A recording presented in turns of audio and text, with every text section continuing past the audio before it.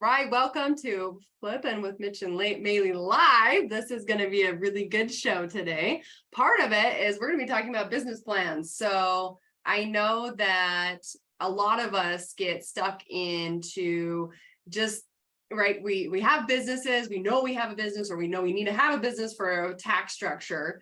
And unfortunately, most of us, and even I and Mitch, are subject to having this happen to us. We're not perfect.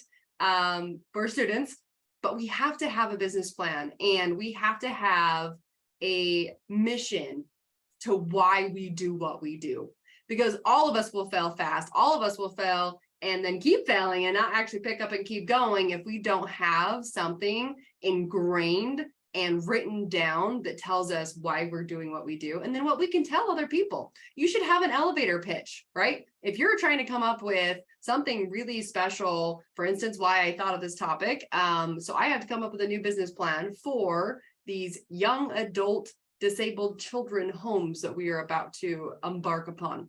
And so this is why this whole topic came about, was because, oh my gosh, I have to create another business plan. Not that we don't already have enough business plans.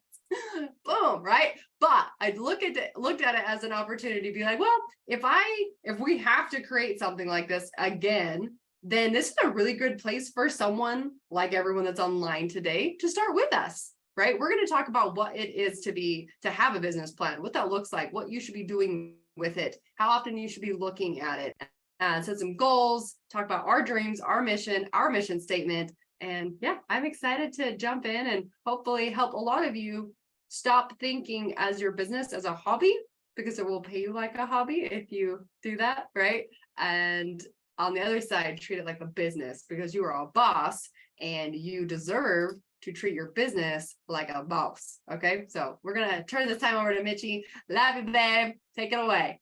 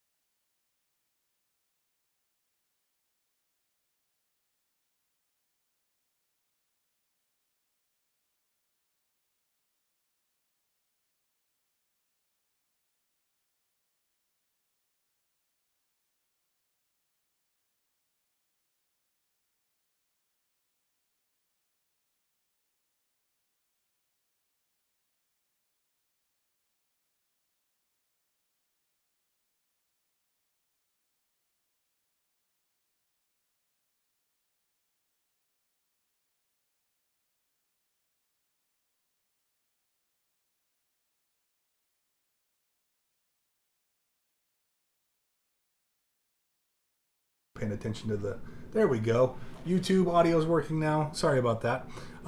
So all we have to do, all the stuff that I talked about with the restaurateur, right? That the guy that was there, or the gal that was there, jiggling the keys and shaking the fries and flipping the patties. All of that stuff that we talked about, all you have to do is write it down. That whole list of stuff that I went through, just write it down. Pencil, paper, write it down, and make copies. And then distribute those copies. What you've done now is you've created a system. So if you can do it, you can create a system around it, right? And this is important. It's important to know how to do these things. I'm not saying don't ever do them, but have a greater vision in mind that when you are going to go, accomplish this stuff, or when you're going to go tackle this stuff, I'm not in the trenches right now because this is what I'm going to do forever. I'm in the trenches right now so I can learn how to create a system around this. And I can write it down, and I can publish it, and I can hand it off to my employees, and I can delegate. And then I focus on buying the next asset. I focused on opening the next location, on finding the real estate and funding that location and staffing it and getting it up and running. And then as soon as I have it up and running, I move on to the next one, right? We got to think big. We've got to we've got to have that mindset in place where we're operating at scale, right? So make sure that when you're writing a business plan, that business plan is not dependent on you for operations. That business plan can be handed off to someone else, that it's written in the form of a system that can be handed off to someone else and delegated, right? Okay, very important, systems. Okay, so how do we get those systems? How do we find these systems, right? Because they've got to exist somewhere. Do we just have to invent them from scratch, right? Is it cheating if we copy off of someone else? So what we were taught in our free education that taught us how to go be employees and get a JOB, which stands for just over broke, right? So how do we find these systems? It's okay to copy off of someone. Nobody is, if you find a mentor or a coach or someone that is willing to teach you, whether in an automated way like a video or in a one-on-one or in a group setting, if you find someone that's willing to teach you a skill, go get it. Right? That's the second currency of the wealthy, knowledge. I would trade, honestly, I'd trade my time for knowledge. I would trade, obviously, any of the less valuable currencies for knowledge, right? Knowledge is how we're going to accomplish these things. So how do I find these systems? The answer is that second currency, knowledge. Let's go out and let's learn from those who have done it before.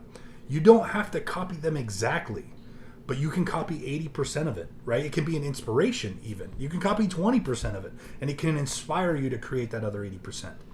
So we want to absorb as much knowledge about how to accomplish the thing we want to do from other individuals who have been successful with it, right? Now, I'm not talking about if you want to go be a millionaire and you were raised by parents who I'm sure were loving but broke, right? We'll take great advice on how to be parents from loving parents, but I don't want to take any advice from any broke people. I don't care how much I love you, right? So as far as like financial advice goes, make sure that you're taking advice from people who are where you want to be, right? Financially, right? You're not going to take fitness advice from a fat coach, and you're not going to trust a skinny chef, right? So it's the same. Make sure you're not taking financial advice from broke people. We need to get that knowledge from reputable sources and then create systems around that so that those operations can be delegated and we can focus on one main thing, and that is scaling. If you want a business plan that is sure to generate wealth in your life, it should have one focus, and that is scalability. Maeli and I, as we compare against things, that we want a new strategies that we want to use in real estate investing or new business ideas, the one thing we always measure it against is our principle of infinite scalability. If we cannot scale this to infinity, it's not worth our time. If we can only do 10 of them, it's not worth our time, right? Is it a good strategy that we should keep in our back pocket? Sure, but it's not going to be our main Focus. The only things we put our time and attention towards are things that we can scale to the moon. Things that will not limit us in the amount of wealth that we can create, right? So your business plan should reflect that. Your business plan should have systems built into it that allow you to hand off the day-to-day operations so that you can focus on that one main thing, scalability. Okay, that's where you should be spending your time. Okay, let me give you an example. So here is something that probably most of you are familiar with. This is a system, and I could take this system and I could just stick it on my wall, right? And in my mind, in my mind's eye, it is on my wall because I compare every activity that I do during the day to this, right? We're generating leads. We're finding houses that could potentially be flipped or rented or, some exit strategy that will make us money, right? So that's lead generation. And then we have a process. We have filters that we pass them through. And if it passes the first filter, well, then we'll run the numbers on it. We'll see if the numbers make sense, right? And if the numbers make sense, it passes the filter. And then, we'll make an offer on it. And if, the seller says yes to our offer, well, then it passes that filter and it goes on to the next step. And now we're digging in and doing our due diligence on it. We want to see what's in the walls and what's in the attic and what's below the foundation. And if everything looks good after we understand the property, notice that the key thing there is knowledge, right? Knowledge mitigates risk. That's true on a very high level. It's also true on a zoomed in per deal level. The more I understand about a property, the less risky it's going to be because I know what's wrong with it. I know the costs that are going to be associated with it. And then we can move it on for the ones that I'm like, after I know all that stuff, I'm like, yeah, I still want to do it. Then it moves on to step 5 and we close on it, right? Now, what do I do once I close on a property? Do I become the painter? And do I go paint the property? Do I go mow the lawns? Do I go fix the sprinkler system myself? Ooh, do I go collect rent? I always hear when I'm talking to uneducated investors, they're like, "Yeah, real estate's great, but I don't want to be a landlord." Like, and they've made this misassociation that investors are property managers. Investors aren't property managers. Investors are investors. What investors do is they find the deals, they analyze them, they negotiate them, they fund them, and they close on them. And when we're all done, we go back and we start it over, right? This is why we want professionals around us. And a comment towards putting aces in their places, right? A comment towards having those professionals in our network. This is why relationships is the third currency. Oftentimes in our free education, we were taught that certain professionals are placed above us. I'll give you an example, right? If you have, and some of you heard this example before, so forgive me if you've heard this stuff before, but if you have a landscaper show up at your house, landscaper tends to be one of those people that we're like, okay, I'm your customer, like I'm going to get what I want, right? You're not just going to say, hey, do the front yard me, right? And they're like, well, what do you want? Like, I don't know, you're the professional. Well, you just do it, right? And they're like, okay, no, that's not how we behave. We're like, okay, I want curbing here, and I want flower beds over here, and I want sprinkler system like this, and I want grass here. It's not vague when you're hiring a landscaper. It's what you want, right? But we tend to treat other professionals differently. There's no difference between a professional landscaper and a professional accountant. They're just good at they're professionals at different things, right? But we look at accountants and attorneys like they're just these magicians, right? And we're like, hey, accountant, do my taxes. And then you expect them to just do your taxes and apply all these strategies magically, tap your 1040 with their magic wand, and all of a sudden you've saved a bunch of money in taxes, right? It doesn't work that way. It's the same as telling a landscaper to front yard me, right? Like that. It's asinine the way we treat our professionals. We need to understand these things well enough that we can give them directions, right? We need to understand these things well enough that we're implementing the strategies in our daily lives, and then we let them know, hey, I've hired my children in a property or in my family management company. I've been paying them up to $12,000 a year. I'd like to take that deduction. Make sure you give them what to do.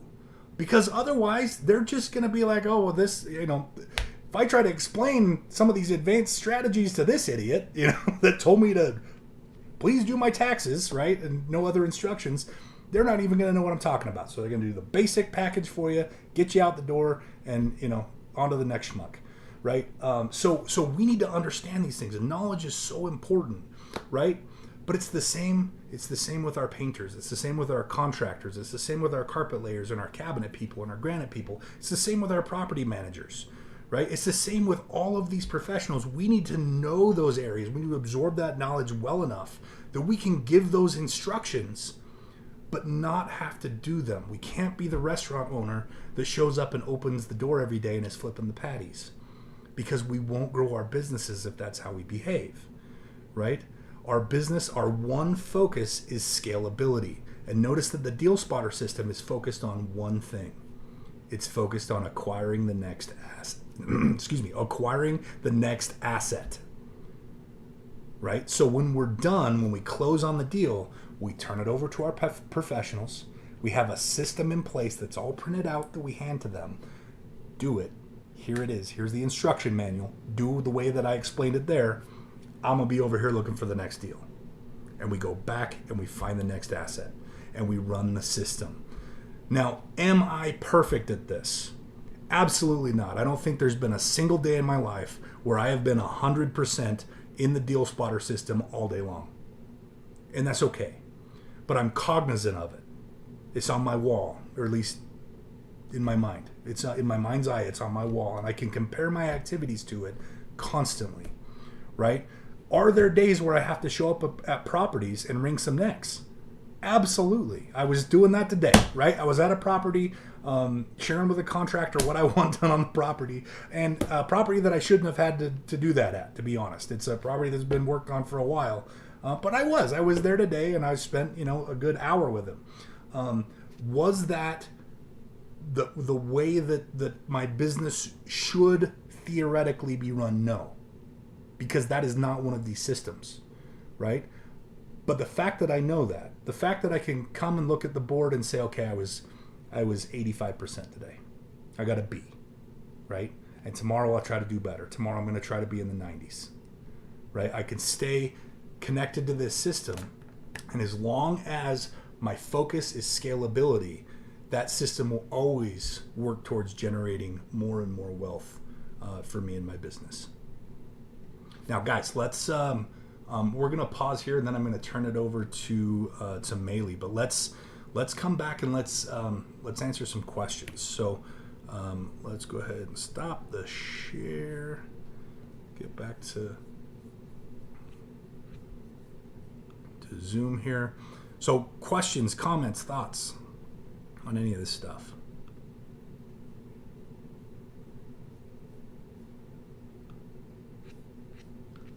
I'm just boring you all to tears, it looks like.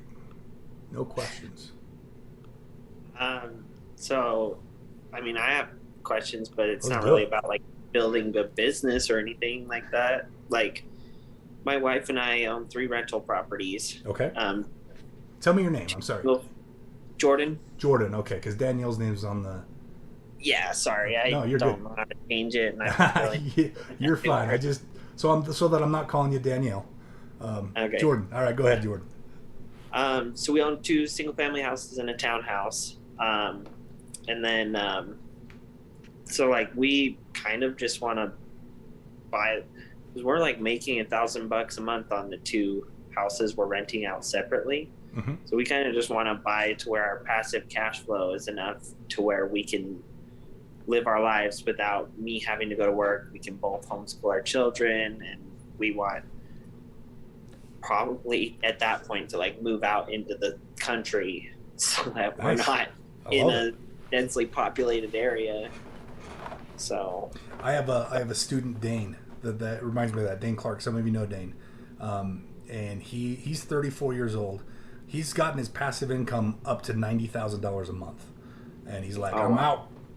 And he's off. Dude's making more money than me now. He moved up to Idaho, bought like a 46 acre ranch up there, and retired, right? And I get it. Like let's get out of here. Let's make enough money. I mean, we don't all need 90 grand a month to feel like we're ready to retire, but let's get to the point where we're good, and then check out.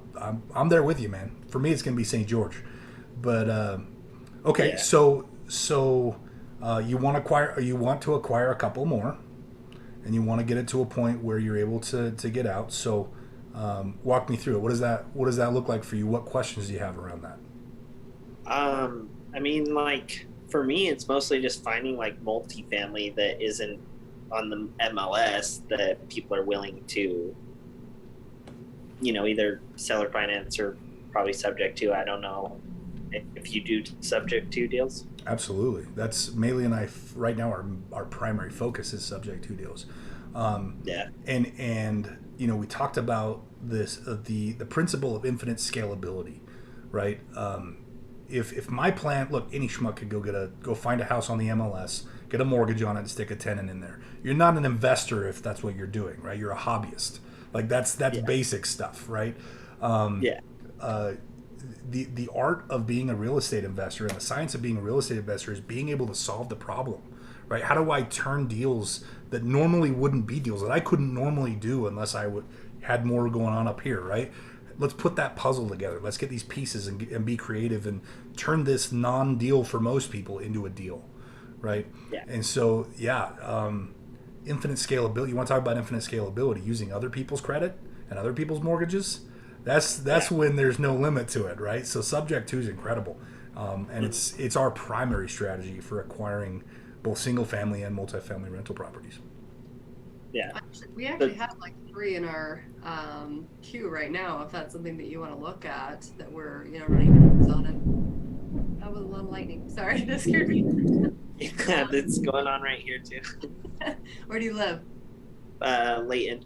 Oh, me too. Oh, okay, that's too cool. So yeah, it's something that for sure we should be looking at. It doesn't always work. I know that April's not on here right now, but one of our newest students, she actually has a deal right now. She's on YouTube right now. Oh yay, April! Yay! Well, I'm talking about you, girl. I hope your ears are ringing. But it's a great seller finance opportunity, and it is a subject to. It would be a wraparound. It has all these great things. And it is actually on the MLS, but most people wouldn't think to be creative like April has. And so when she brought it to us, she's like, does this work? And it could work for the right buyer, but it's very creative, right? Like it's a very creative thing. And so we're right in the middle of trying to figure it out. But honestly, only $40,000 to the table and bam, somebody has a rental. They should be cash flowing about $500 a month. Not terrible, right? I don't know if the cost of the opportunity cost is worth it for us in the sense that it almost is break even if you have a property management, which is what we teach everyone, right? Like if you're going to have rental, you should definitely have a property management company. And once we included that, unfortunately, now the cash flow is like $200 a month. So it didn't pass through our filter, and we'll talk, more about that on usually a different night. But for a lot of people, they would manage it themselves. So anyway, April and I are still, I haven't forgot about you, April, by the way. I'm still working on it diligently. We will figure it out. There's a way, there is a will in my mind. But yeah, you said you had a question as far as how to find the deals, or what was your, are you trying to figure out what's the number for you to retire? Are you trying to figure out so something that maybe this will help. So once Mitch does turn it over to me, we will be actually talking a little bit more about an actual business plan. It's all you. It's your turn. I'm done. Oh, okay, well, here we go. Good transition. Okay. But make sure that Jordan gets his question answered. Why don't you start with that? What was your go ahead. Yeah, mostly deal sourcing for subject to and seller finance. Do you guys have script or a script or something that you kind of sort of stick to or around where you're talking to people? And then do you guys also, if you are finding it on the MLS, do you have a decent way to kind of reassure the real estate agent, who is usually the gatekeeper, being this is illegal, this isn't, you're not going to, right. They think you're not going to pay them. So smart, right? They're my goal is to get you paid so that you convert, and now you Yeah. want to bring me more deals. So Right. Yeah. And that's the key, right? And that does become I also had a conversation. So another one of our new students, Sasha, which also maybe be on YouTube instead tonight. But I was with her yesterday and we made some phone calls for some seller finance deals. And one of them is actually for her. She wants to move into this property and do, kind of house hack it and rent out the basement. It's a perfect property to do that. And she's had a conversation with the agent multiple times and they just shut her down like over and over and over. And she was just like, but they're telling me one thing. And then as soon as I offer seller financing, they're like, no. And they like totally freak out. And it's like, okay, well, let me have a conversation with you because it is a different story. And April can testify to this. Put in the chat if you agree with this. I can run circles around all the agents, right? Like circles. And that's just because I also am an agent, right? And I'm an investor. So what they need to hear is exactly what you're saying. They need to hear what's in it for them first. And then what's in it for their client. If they don't hear that, then it's like, go away, go away, go away, right? So yes, having a script is super helpful. If you reach out to me, I don't know if you have all of you, if you don't have my cell phone number, I'll send it to you real quick. So I'll put it in the chat. Just so you have it, reach out to me if you want to look at some deals, if you're trying to figure out, if you're like, hey, what's a good time to, I sent it to Q Crystal because I've been chit chatting with her on a private chit chat, but I want to go to everyone. Let's see. How do I make it? Oh no, it did. Did it go to everyone? Can everyone see it? Or no? I'm not seeing it. Yeah, it's a direct message. How do I change it? Let's see. Everyone, here we go. Okay, thank you. I keep going. So that's the biggest thing is just being able to figure out how to talk like they do, right? And then figure out what like their pain points. So as soon as you figure out, so everyone's in sales, right? This is a good understanding. So in sales, everyone is moving from pain towards pleasure, right? That is just what is happening. And if you can create and talk about the pain points that the seller is going through, one of them that for Sasha, for instance, we talked about, it's like, oh, okay, well, they already purchased another property. So now they're paying for 2 mortgages. You think that's pretty painful? Yeah. And maybe for a second, they're going to be like, oh, it's no big deal. We can handle it. We'll let it sit. But once it sits for a second, it's going to hurt. It's not going to feel very good. And if I can offer them, so we have a seller finance calculator that is magical. And realistically, once we did all the math and figured out everything with Sasha, the homeowners would be making $37,000 more in 5 years than had they not taken a seller finance deal. Right? Subject to. Yeah. So, right, numbers don't lie. And if they can, they will. Period. Right? They can't. And that's totally fine. And then it's just next, right? It's just off to the next deal.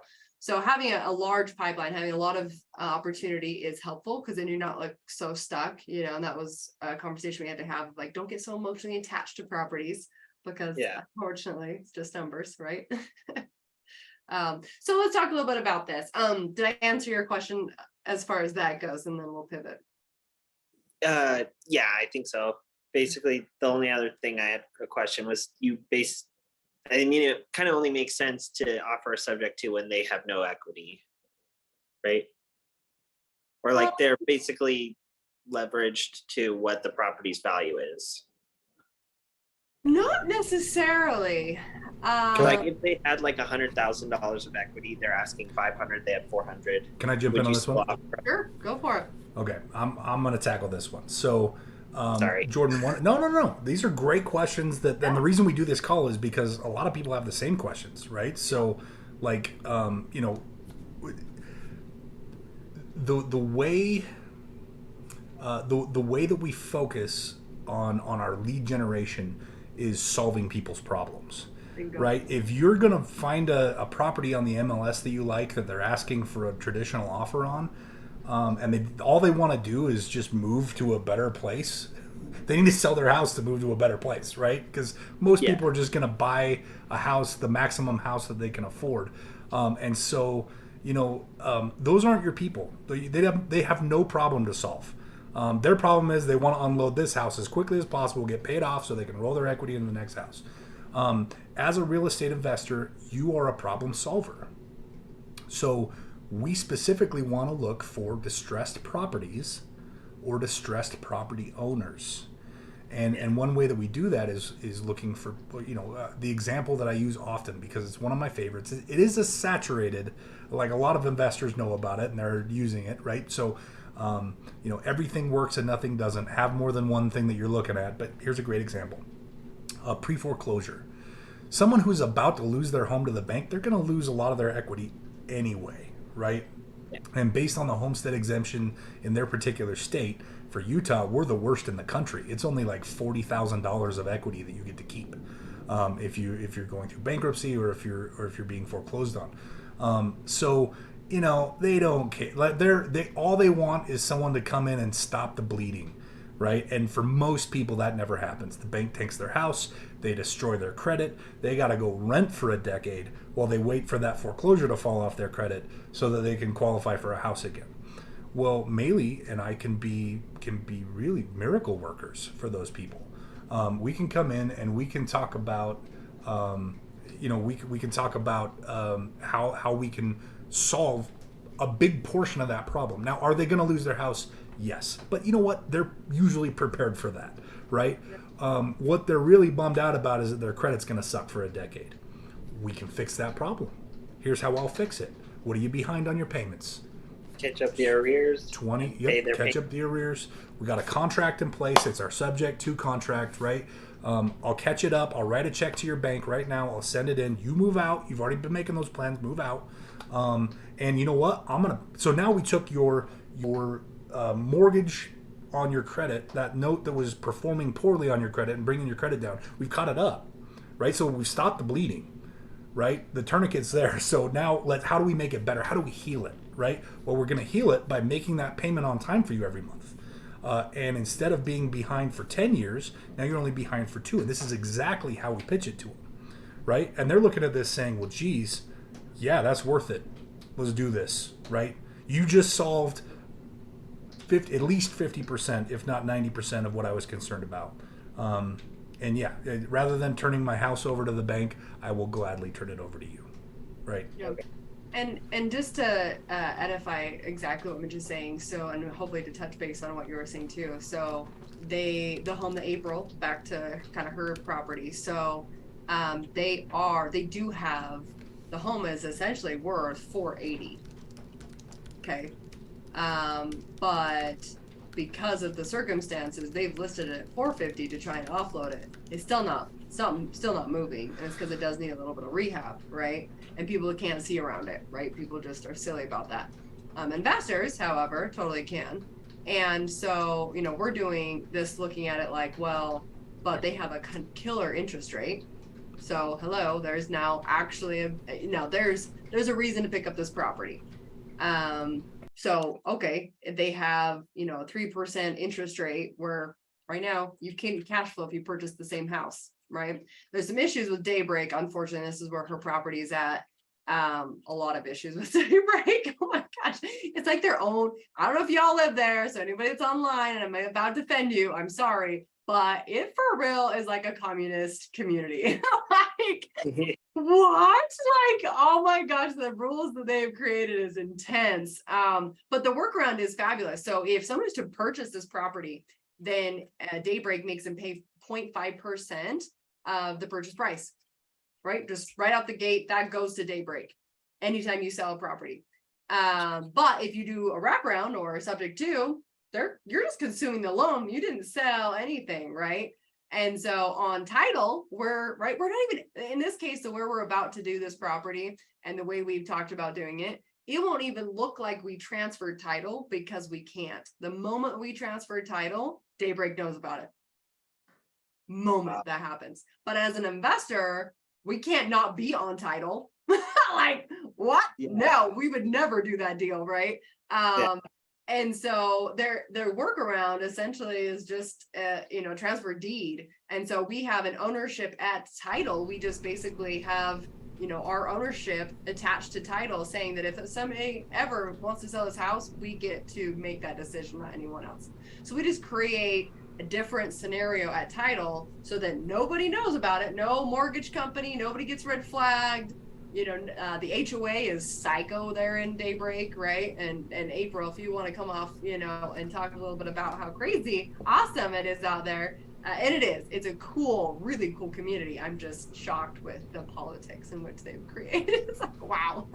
But nevertheless, once you stir up all that, now it causes all these red flags, right? But if you don't have to transfer title, you don't have to transfer mortgage, so you're not actually purchasing the property and causing the fees that stack on top of that.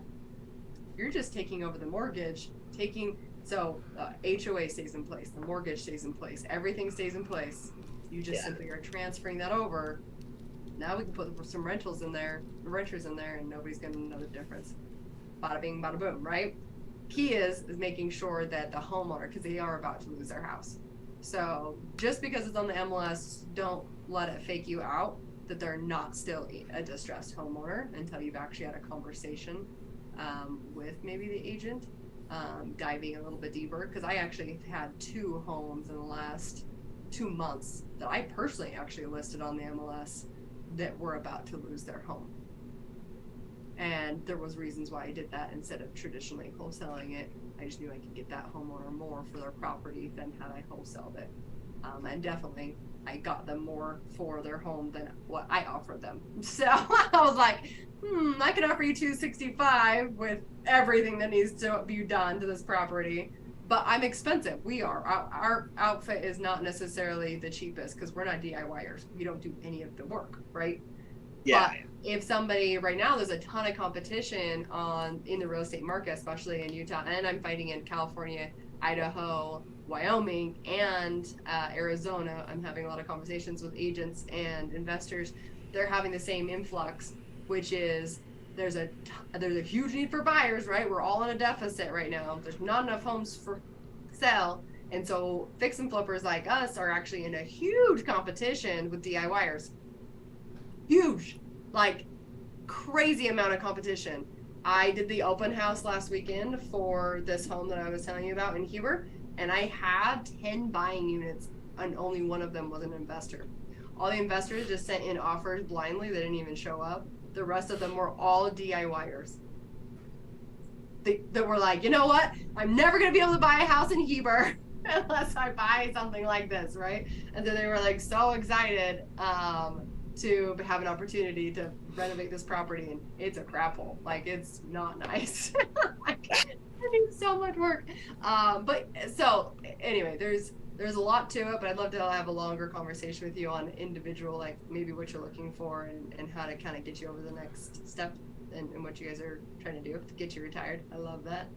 Charlotte actually shared another good example of a deal she's working on where they were willing to do a subject to. She said, I have one in the works who owns the income property free and clear. He doesn't want to 1031 and pay a large sum of taxes. So taxes is another problem we can solve, right?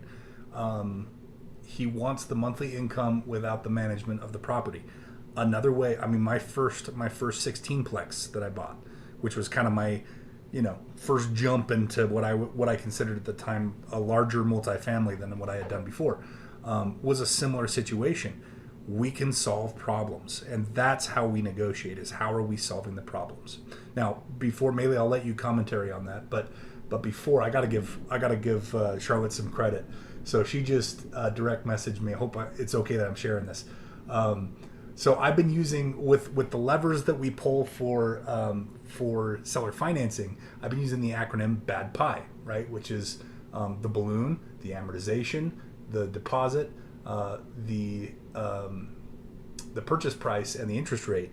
She reorganized my acronym into something that I like a lot more, and that is Be Paid. So I'm totally stealing that. I'm using that from now on. The acronym for seller financing and our negotiation points in seller financing is Be Paid, balloon, purchase price, amortization, interest rate, and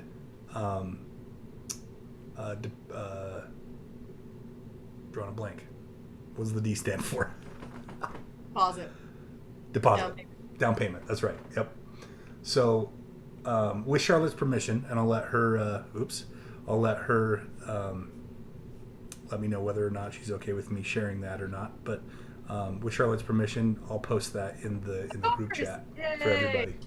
Okay. Actually, let's see if I can do that. If not, I may have you do it, Charlotte. It's not letting me. Will you do it? Please, Charlotte. You're so sweet. Thank you. Thank you, Charlotte. No, that's so fun. I love that. And you know what? Bad pie's fine, but being paid is way better. Being paid is better than bad pie for sure. Totally. No, I love that. Okay, so as far as back a little bit back to the business plan. So some things that we need to focus on as business owners, and I'm really tired of all of us doing this, so we all do it. But the biggest thing that I wanted to tackle today was recognizing that we need to treat our business like a business. So if on your email it doesn't say the CEO of Man Enterprise or Manchester Real Estate or whatever you created, right? Charlotte Road Rockstar, right? Whatever it is. And I don't care if it's a real business name yet. I don't care if you have an LLC that's like an ugly name. Mitch has multiple ugly real estate names, just so we're all very clear. But I don't use those names. Hey, you do you, boo. You talking about all my Star Trek entities? They're just not necessarily super sexy to the rest of this world. Right? Star Trek is sexy. Let's be honest. Give me a thumbs up, right? Star Trek is sexy. Like, why is your company called Tenor? Because I am a huge nerd. That's why. It's true. But anyway, so you don't have to use, this is what I want to get to. So you don't have to use the name in which you filed with the state, with, county, whatever. You don't have to use that name. You can deviate that name, and you can use a fun name that makes you happy, right? So don't get so caught up on a name before you make decisions in business. I see it happening all the time. I saw Mahia actually send me a boss text. You should actually read out what I did us earlier. I think our house might have just got hit by lightning. Anyway, so I loved what Mahia sent out earlier, and it just made me honestly cry, because she has transformed her life so much in the last few months by just simply obviously watching education and learning the things that she should and shouldn't do just as a business owner. And she's trying to figure out how to do some subject to deals right now. And so Mitch has had her watch X amount of, education and, deal of the decade, creative acquisitions, and creative financing, I think. And both of those classes are just they make you go, what? Right? And then Mitch texts back to Mahia and was like, hey, so do you have any questions? She was like, nope. That's exactly what I'm going to do. And I was like, you are so awesome. Having that conviction and knowing exactly what you're doing with your life and how you're going to do that is so sexy, Mahia. Yes, you are a rock star. Seriously, that made me freaking so happy. I can't tell you, because that is so powerful. And there is nothing more sexy than confidence. There's just not. And so having the understanding of exactly how you want to run your business is what people are going to be attracted to. So if you're on the phone and you are doing a negotiation, whether it be on the MLS or just somebody that you bumped into or somebody that you're talking to, if you don't know what you're talking about and there's not the confidence there, unfortunately, that agent or that other person is going to eat you alive. Just is what happens. And so knowledge is what mitigates that, right? And we've talked a lot about that today. And I'm certain if she's on YouTube, maybe she's going to be, chiming in. It's what happens, right? She went from not being able to solve this problem to me jumping on the phone with her and going through this deal, and then her coming on the phone going, wait a second, that totally changed. It's not what I thought at all would happen. Well, the reason why we were able to accomplish what we were accomplishing is simply because I know what to say, right? And not always, right? I don't get it right every time. And I go, oh man, I totally screwed that one up. And I do, right? I screwed up. But I do love that every deal and every phone call is a learning experience for me, and I can take notes and I can learn from, so your deals, my deals, all the deals I learn from. So let's talk about how you're running your real business. Quick, just wanna pipe it, because I gotta toot my Has horn a little bit longer here. So she just chatted in, girl, my first deal, I'm hoping for a $50,000 profit on her first deal. My brain hurts, but I'm so excited. Subject to rocks. She's we've been helping Mahia, and helping is probably too strong a term. We've been just encouraging her along the way with a few pointers here and there. But Mahia, how long have you been a student? 3 months, probably. I don't think it's been 3 months. I think maybe 3 months. I think it was May. I think Mahia, yeah. I think she's been in for 2 months now. Not typical, but rock star, right? Yeah, end of May. So basically all of June and half of July, right? And she's already out negotiating her first Subject 2 deal. So well done, Mahia. Kicking butt, taking names. Sorry, I just wanted to. That was so worthy of sharing. So back to you, Mahia. Yeah, no, super bad. Honestly, I seriously, actually, if you have her text message, you should read it. I don't even know where my phone went, but you should read it. Like, what she texts back to you in our thread, I honestly was like, yes! Like, what a badass beat. Like, so cool. Okay, moving right along. So leads, how you're running your business is very important. So this is the last thing that I wanted to say, and then we'll turn it over to questions and more diving into whatever you guys are wanting to talk about. So the first thing is leads. So in any business, I don't care what business you are running, great news, lead gen is the hardest part of your business. It is, and it will be, and it always will be from here until forever. So just endure it, love the journey. That's my biggest thing with that, is love the journey, and don't get so caught up with, oh, I'm not doing what I'm supposed to be doing. I'm not. No. Have a business plan of what you are supposed to be doing, and then just don't steer from that. You will fade away, and then you just got to retarget your business plan and retarget your mission and what you're doing. So how often? So this is what you need to create with your business plan. How often are you creating leads? So lead generation, right? So how often are you doing that? Then you need to create how often are you checking in with those leads. Because if you're trying to check in every single day, you will go crazy. So please don't do that. And you should be able to look at your leads every day if you'd like to, but they don't need to receive a text message or something from you every single day. You will piss everyone off, including yourself. So don't do that, right?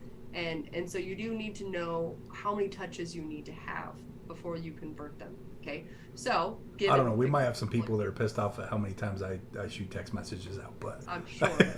Probably not anybody on this call. I mean, let's be honest. If you're here, I think you appreciate it, right? Yeah, it's okay to piss people off, and definitely in sales, right? I mean, we know that it takes 7 to 12 touches before somebody sometimes is going to convert. We know that. We absolutely know that in sales. So if we're, for instance, this property that I had going down, actually the in Heber, I had been in communication with this lady for 6 months. That's not the longest one I've been in communication for a pre-foreclosure. I've had one where I dealt with it for almost 2 years, and finally they were like, okay, they just, finally forfeited and was like, yes, you're my best option. I know I could have saved you hundreds of thousands of dollars if you would have just said yes a year ago, right? But they, for whatever reason, strongly believe that somebody else is going to give them a better offer at some point besides us or you. So keep in mind that lead gen, whether it is bringing them into maybe the community, or maybe it's bringing, offering them a Subject 2, or whatever it might be, your leads are your lifeblood. They are what makes you money. End of story. And so you need to curate them and touch on them every day, whether it's looking at them or whether it's, redefining how you should be reaching out to them, coming up with unique scenarios on, maybe today I actually send a postcard to this person instead. Maybe today I send an email. Maybe today I go door knock. Maybe I actually knock on their physical door and leave a post-it note if they don't answer, and leave a flyer, right? I came up with this weird random strategy a long time ago, and that was to bring gifts. And it's been actually working for quite a few of our students. So if you bring like a little gift basket or even a gift card or something to a probate lead, maybe, or a divorce situation, even notice of default, probably not as much that one, but definitely a probate. I think this has been very successful. bring a gift basket. Show up. Be like, hey, you guys are going to be going through a lot right now. I thought I could give you guys some food. You're welcome. I care about your family. This is my neighborhood, my community, right? This is what I do. I'm here for you. And here's a cash offer, right? Or here, how can I help you? People, if you give something to someone, you'll be very shocked how often they feel almost obligated to give you something back. Not always. I'm not saying that that's the case, but a lot of times it is definitely the case. Okay, moving back to, so you should have a lead gen section. You need to have a sold section. So if you purchase the property or it's already been sold or whatever it might be, is that still a lead?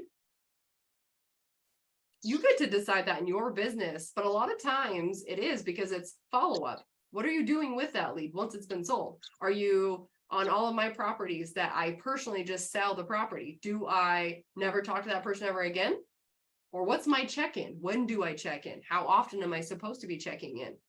Right? You need to talk through that. And if you need help, obviously reach out. But definitely, if it's not at least quarterly, you should be checking in with these people, because if you're not in the forefront of their mind, they will choose someone else. They might want to pick up a rental and you're not in their forefront of their mind. So they go with a different agent, or they go with somebody else that could potentially help them when you were the best person for that job. So make sure you look at that. And then how many deals do you want? You need to have this written out and on your mirror, right? And on your fridge and wherever you are, you need to be able to know what your end of the year goal is for yourself. So whether it's how many deals you're closing, whether it's how many people you've helped, join into maybe the community, maybe it's all of them, right? So I'm not saying that one is better than another. As Mitch always says, all of it works, nothing doesn't. But having strong, clear goals allows you to wake up in the morning and decide to get to it and have drive.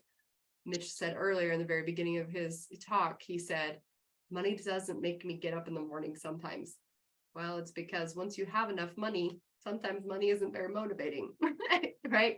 You need a stronger why. You need to have a better scenario that forces your soul to be like, I have to do this because this is what they're counting on me, or this business is counting on me, or whatever is your drive.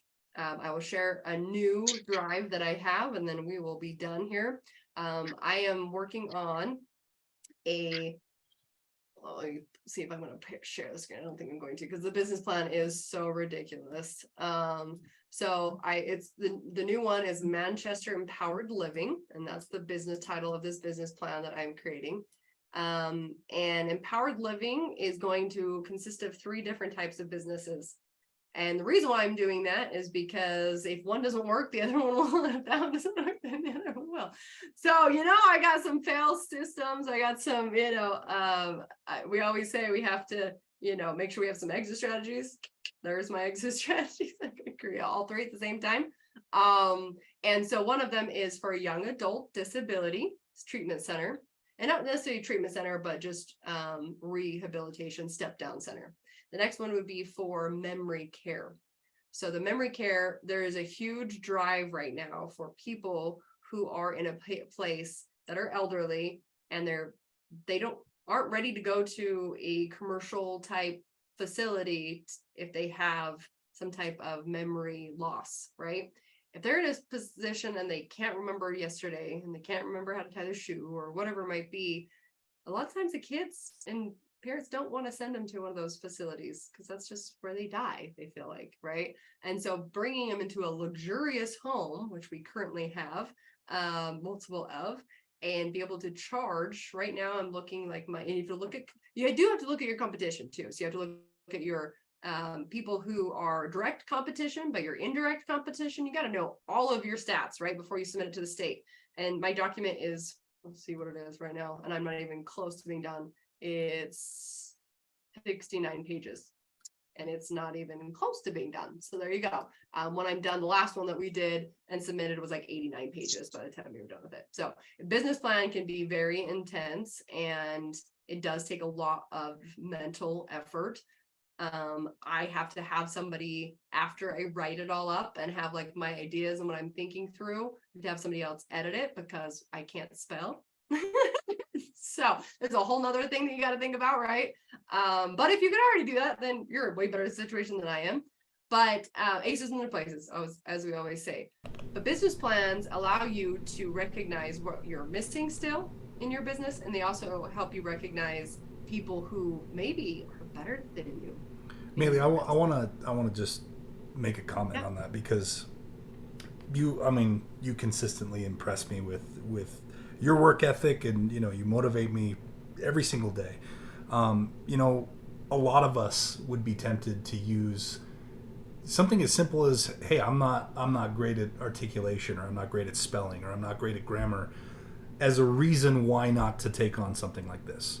But you consistently show me how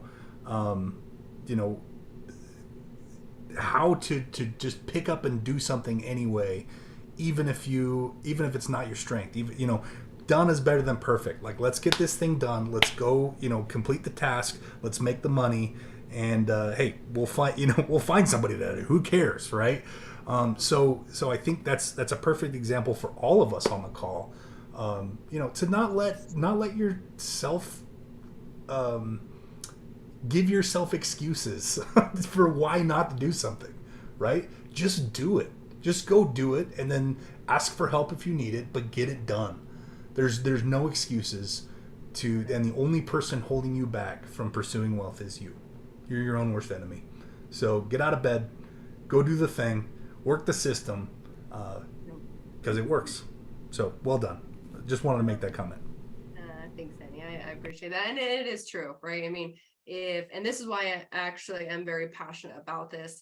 And I do have someone at the state that's kind of more of like a liaison that's helping me right now to facilitate some of this stuff.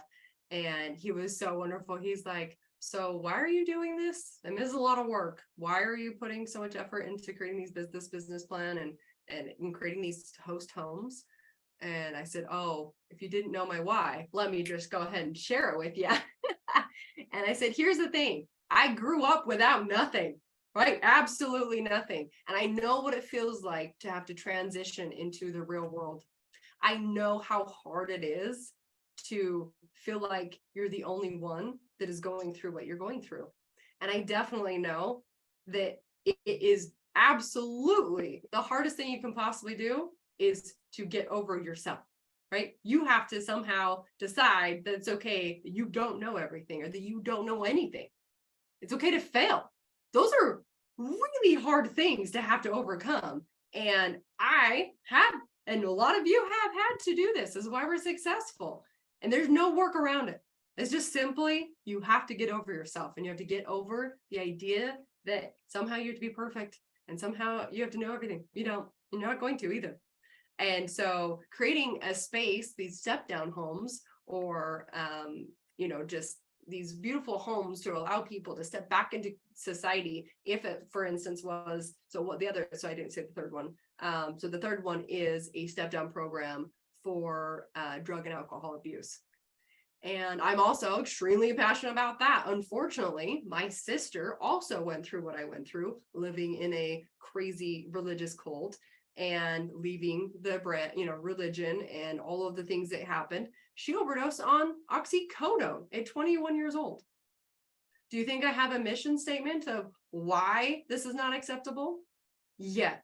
I also see on a it's just going crazy around here, at least in Layton, that all of these kids we just passed 2 schools, our middle schools, that it's okay to have a kitty litter box inside of each bathroom.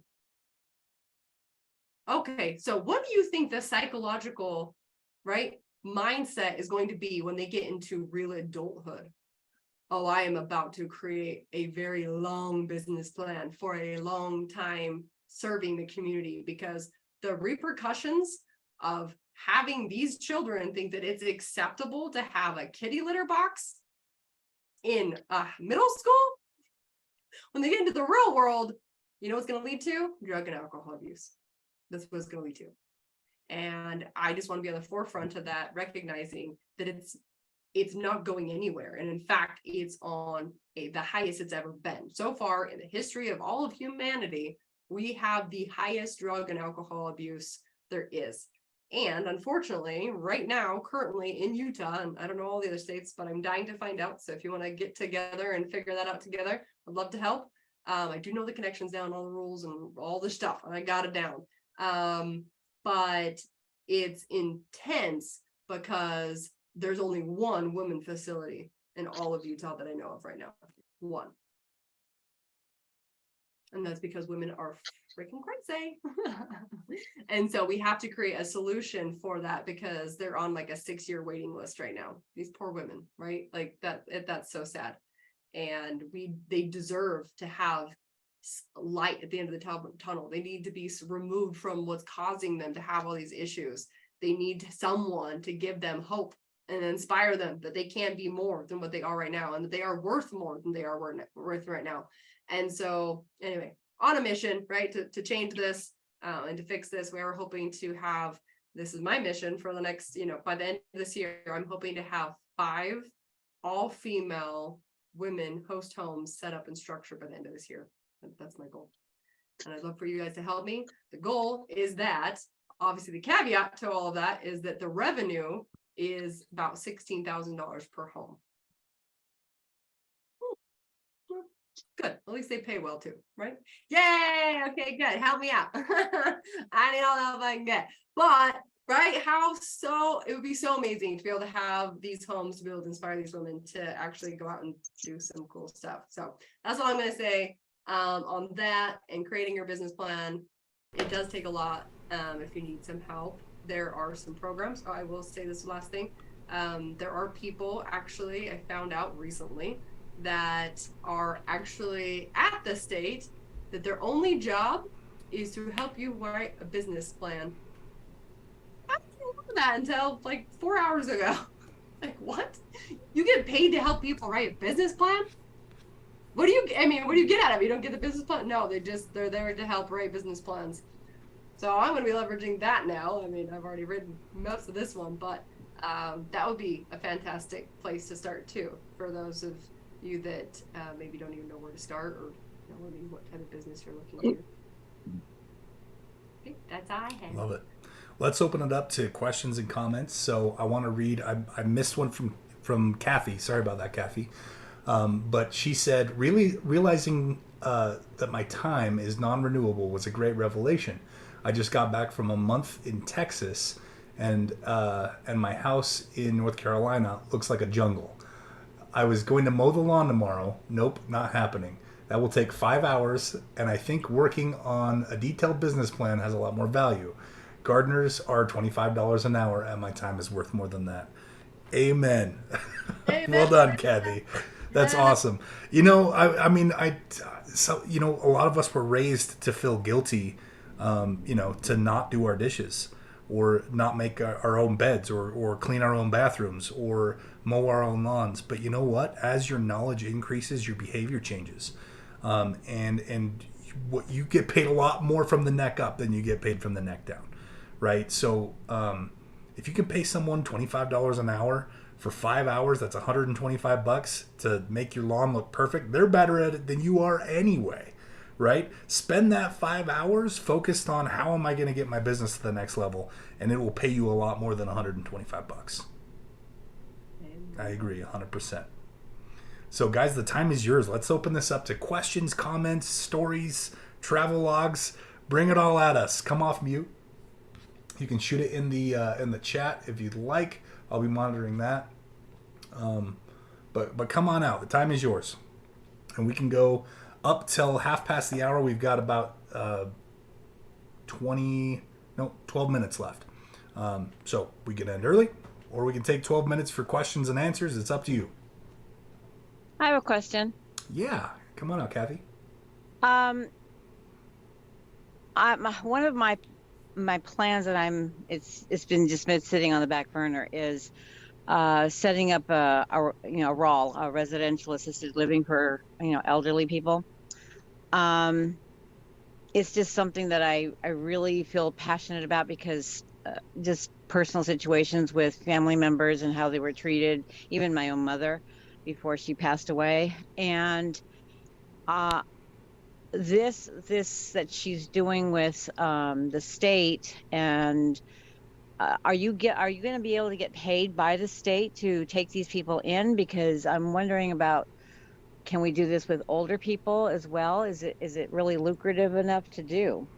So that's what I was saying. It's all three. So my business plan actually has all three attached to it, and that's just because I'm simply not. If one, unfortunately, these are the rules from the state and city. So if you have a host home and it's too close to this one, denied, right? It's like, okay, but I went through the entire process, and they won't tell you this. They won't. I promise you, they will not let you know until denied. And it's like, right, but because I've learned my lesson from this, I'm gonna have all three homes set up and structured for each house, so that if for any reason I get denied on one, the one that they can't really deny, luckily it's hard for them to deny the sober living home type home, step down home is what they call it, because it is still protected class, just like our elderly. They consider it a disability.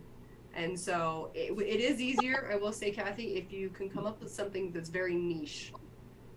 Where are you at again? North Carolina. Well, I'm going to be in Texas. I'm in North Carolina right now, but I'm transitioning over to Texas. Yeah. So something that maybe you can just lean on, and is what I'm tackling. Maybe we can start tackling some stuff together. But it's more of a memory care facility. So if you like niche down even a little bit further, when you go talk to the neighbors, they're gonna be like, I don't want a sober living home because blah blah blah blah blah blah. Can they deny you because of a sober living home? No, it's protected class, and you can fight it, and you can have a lawyer, fight the state and have a full-on brawl. You can, and you would potentially win, but is the conversation way better that we're taking care of your elderly mom and dad? Mm-hmm. No one's really going to be like super sad and mad about this, right? It's like, oh God, right? Like, can I come bring books to them, right? I mean, so that is definitely a lucrative thing. There are two ways to make money off of it, though. So how you structure the program is very specific to how you want to get paid. If it's a adult assisted living program, then you probably wouldn't want to be paid by just their Social Security.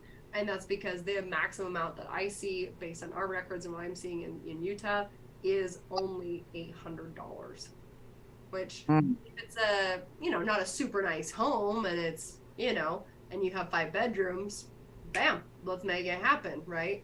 But I'm looking to niche towards the more luxurious people, because those are the homes that I design and that I rehab and that I create.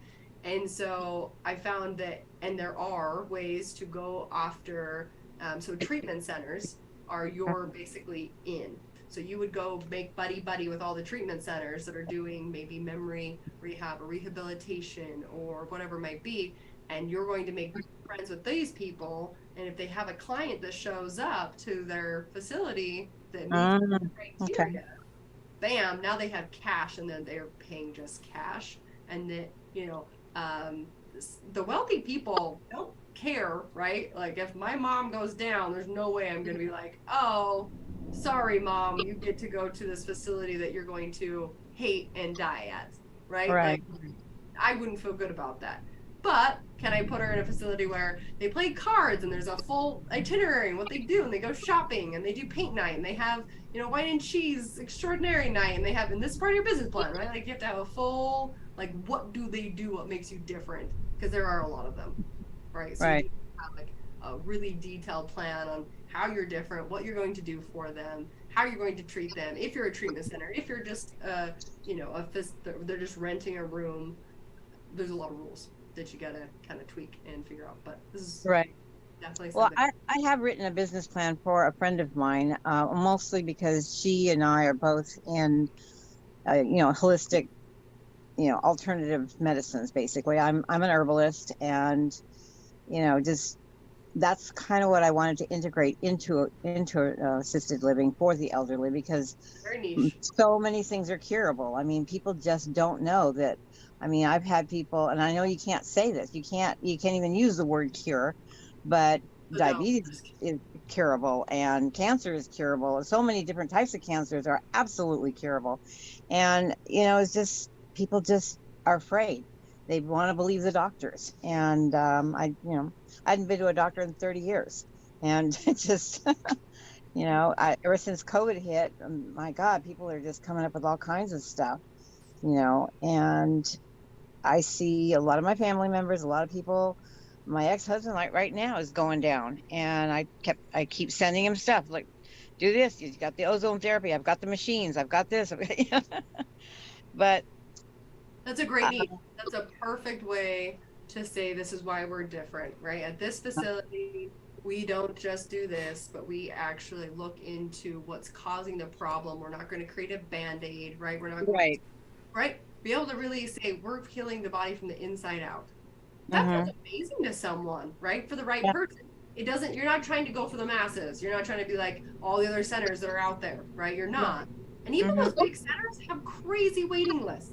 So we definitely know that there is a need for it. I hope you choose to continue this business plan. Yeah.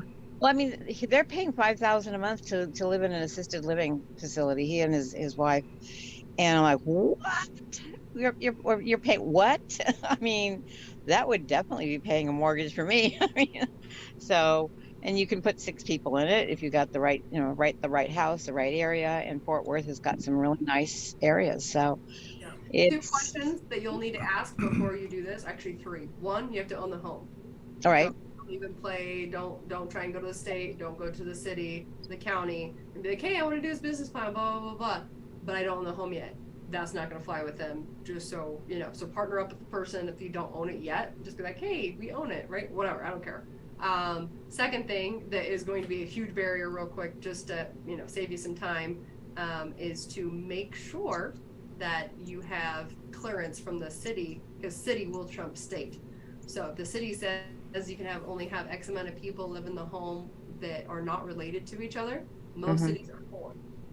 So unless you're going to do a business license with a variant to allow you to have this host home, it will be denied and you don't get to go any further. Which is a nightmare to get. Okay, that's good to know. Which is why the business plan solves that, right? Like if you have a really clean, clear business plan, you're gonna have a really hard time saying no to you, But some areas are really bombarded. I do have a list of areas that are like, no, I'm not even gonna try that, just because so.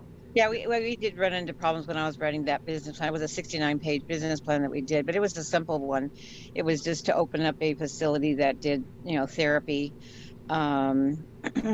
basically physical therapy, but also had a juice bar that was all natural, and and then of course we had the section where it had all the books and the tapes and things they could buy. So it's kind of like a little store while they're waiting for their appointment and so forth.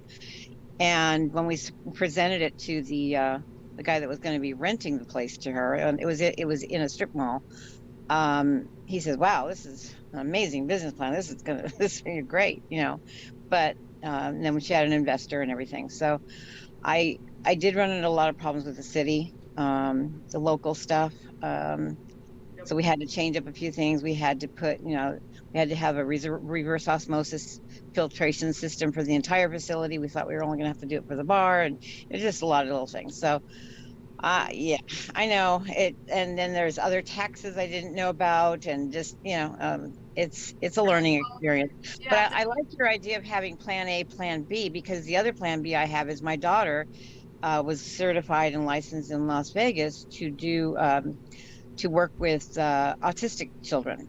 And that's another thing, because autism there's a lot of ways to help their children come out of autism. There's a lot of herbal remedies and things that can help them a lot. I've seen it happen. Like one day they're autistic and the next day they're almost like they're not. But, it's a 6-month process. And that would be a second for that. So that was one of the 3, right? So we have disability, young adult disability, we have elderly, and then we have the sober living or step down program. So those are the 3. And the young disability or young adult disability, for sure, we already currently have one that works. Well, there's several types. There's the ambulatory and non-ambulatory. So and then depending on the stages of where they're at and the type of, and you've got to look at ramps and handicap ramps. I mean, just the bathrooms have to be wider, even for the elderly, and just and the showers have to be where you can literally roll them in, and there's a lot to it. But I'm up for it. Yeah, I love worth it. it. Go get It's it. fun. That's awesome. Thank you, Kathy. I think Micah had a question on chat that I answered with a chat, so check that out. And then Jordan, did you came off mute? Did you have another question? Yeah, I was basically just going to ask, once you do your business plan and you say you already have one of the teenage facilities up and running, are you able to just buy another house and reuse that same business as the parent company for that house, I guess? Or And repeat, rinse and repeat. it's almost like automatic approval for the second house, I guess, is my question. Yes, it's easier the second time around, but you want to pay attention to saturation. Is there still a demand? Right? Are there enough young adults in the system that our house is going to be tenanted, right? And in this case, I believe Maeli, you were more involved with this, but the answer there was no. That's why we're looking at other avenues, kind of in the same space but other demographics, right? Yeah. So the disability homes, it's quite a bit saturated, and so looking at other resources, things, and that's why a business plan is so helpful, because you're going to look at you're going to compare who is in the industry with you, right? Who's your competition, essentially, who's your indirect competition, and looking at that is very helpful, because at any moment, though, I have all of it done and have each house is subject to also, qualifying. So that's also something that you have to be very because you have to have so much parking and you have to have, blah, blah, blah, blah. So, and it's probably different by every city. All this. Layton City is being so mean to me right now with I'm renovating my downstairs in this new house I just bought, and it's just like a massive headache. You think it's funny, Mitch and I say this all the time, but it's almost sad that unfortunately what it's become. I know it's not what it was intended to be, and I'm not, definitely not talking bad about how our institution is ran or anything like that, but it is interesting that the way it's ran and the way that the communication happens and takes place, it makes you not want to go by the rules. It makes you not want to pull permits. It makes you not want to do the things that are legal and that keeps everyone safe, right? We have to pull a permit on every single one of our houses because morally, ethically, all the things that make us and stick around for a long time. But because we've had to pull permits on every house, it's cost us hundreds of thousands of dollars because they don't care that it takes. Yeah. They don't care. They're not investors, and that's frustrating. So I feel your pain. They're just you bought the house. Yeah. There needs to be regulation. If I wouldn't have pulled permits, I would have probably spent $7,000 total to renovate that whole downstairs and put in a walkout basement door, because I would have rented the equipment myself and done it all myself. But I was like, no, this is like a business. I'm gonna hire a contractor, and the contractor applied for permits. They looked up my house on Google Maps and saw that it has an extra concrete pad. It's we live right on Gordon, and so we're right off of Gordon, and so it's a really busy road. And they're like, well, your driveway needs to be 40 feet from this. And I was like, I didn't know that. And this driveway's been there for 20 years. What are you talking about? No accidents in 20 years. This is grandfathered in my opinion. And they're like, well, we're not giving you the permit until you take it out. And so now I've got mud all over the street, and I'm like, you guys are freaking geniuses. You could have at least let me finish the renovation before, and they're all getting mad at me for the mud on the street. I'm like, I asked you to let me wait. I asked you to let me, because I could have done it myself, taken out the pad myself. Oh, Jordan, you're going to have our series called Flippin' Nightmares, so you should go check it out. Yeah, check that out on our YouTube channel, Flippin' Nightmares. It's Sorry for fun. the rant. No. Yeah, look. No, you're good. Here's the thing. Regulation is important, right? Because there's a few people, and real estate investing is no different. There's a small portion of those of us who are real estate investors who don't have good intentions. Right, and they'll take advantage of people, and they'll take advantage of rules, and they'll do things. They'll take shortcuts that may be unsafe, for the end user of the home or the property, and so there needs to be regulation for that point. And I do believe that most governments at any level, municipal, state, federal, are full of mostly people that have good intentions, that want to make a difference, and are doing their job to the best of their ability. The real problem, I think, is that just our whole system is over bureaucratized, right? And so it's become so fatty with just way too much of everything, right? Too many people trying to do a good thing is just too many, right? So it's just like, and so, our systems aren't perfect, and it's frustrating. I mean, Maeli has to hear me rant about the government all the time, but it's at the end of the day. I mean, do I suggest to our students that you go get permits? Yeah, it's the right thing to do. It's moral. It's ethical.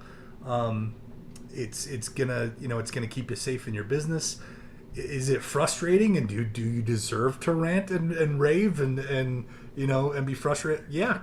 Yeah, because it's overbuilt. So I feel your pain. You found your people. You found your people to rant yeah, to. You I found feel your people. pain. Yeah, the system's not perfect. It's definitely not. Hey, Alvin, what about those load-bearing windows? Huh? What do you think, Alvin? Anyway, moving right along. I love it. Yeah, that was the worst. Right? Yeah. Yeah, and what was that? That 10 square feet that was willed to somebody else? Oh my gosh, yeah. yes! I forgot about it. Yeah. Yeah. We find some crazy stuff. We find some crazy stuff doing this. I'm dealing with. It's no bueno. Anyway. Yeah, I just asked if on the next one they do an EPA report just in case we didn't, destroy the home of some federally protected, termite. Right. Yeah, find out later. You can't sell this house. You had a termite nest that yeah. It's too much. It's too much, right? I mean, I'm all for it, but we've gone overboard with it. So, that's a topic for another day. Guys, thank you for joining us today. I'm grateful to have you all here. We're going to be back next week. So just a parting announcement. If you're in Utah, if you're in northern Utah, we have a live workshop tomorrow night in South Ogden. Maeli, if you want to post that, it's at Title Guarantee on yeah, okay. So we're going to be there tomorrow night, 7 p.m. Mountain Time. Mostly speaking to new investors, right? So if you're new to the game or intermediate, right, and you're looking at, Jordan, you've got a couple of rentals, you're looking for some strategies, pick up a couple more. This might be something that you might want to look at to attend. There's no entrance fee. All we ask is that you just let us know you're coming so that we can make sure we have enough seating for everybody. We'd love to have you guys. So with that said, we will be back next week. We're here every week, 7 p.m. Mountain Time. MitchandMaeliLive.com if you want to join the Zoom, or Flipping with Mitch and Maeli on YouTube if you just want to watch the YouTube live. Join us, right? So guys, go out and get some real estate done. Stay hungry, stay happy, stay healthy. I love you all, and we will see you on the flip side. Take care, guys. Bye-bye.